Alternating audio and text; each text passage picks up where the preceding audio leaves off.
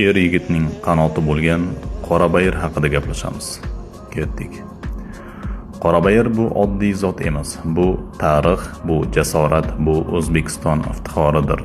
Bu zot ming yillar davomida xalq seleksiyasi natijasida vujudga kelgan. Har bir chopishi bu qonida jo'sh urgan erkinlik ruhi, har bir yurishi qadimiy tariximiz ohangidir. Qorabayirning kelib chiqishi, Qorabayir zoti o'zbek xalqining tarixiy madaniyat va turmush tarzi bilan chambarchas bog'liq.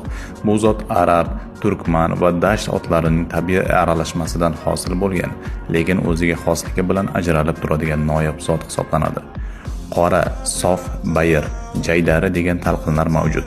Ayrim manbalarda qora ot va bayir tuya so'zlari asosida baquvvat, bardoshli ot ma'nosini anglatadi.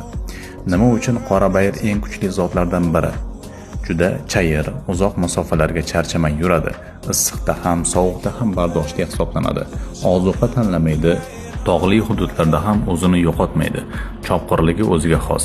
Tana tuzilishi qotma, to'shi keng, bo'yni qisqa va yo'g'on, oyoqlari uzun, harakati yengil va go'zal. Ranglari har xil bo'lishi mumkin. Malla, jiyron, ko'k, qora, saman tusli. Mahsuldorlik jihatdan ham yetakchi hisoblanadi. Sut bir laktatsiya davrida 1750 litrgacha, go'sht so'yim chiqimi 56-57% gacha. Bu degani Qorabayir otlari iqtisodiy jihatdan ham foydali zot hisoblanadi. Milliy faxr va sport ramzi hisoblanadi. Milliy ot sporti musobaqalarida Qorabayirga teng keladigani yo'q.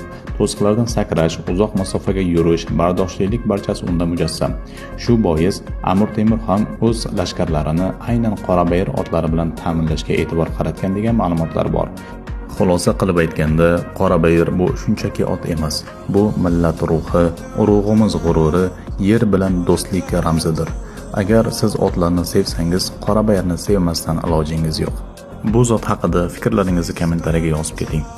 Chorva olamiga sayohatimiz bilan davom ettiring. Biz esa sayohatni davom ettiramiz.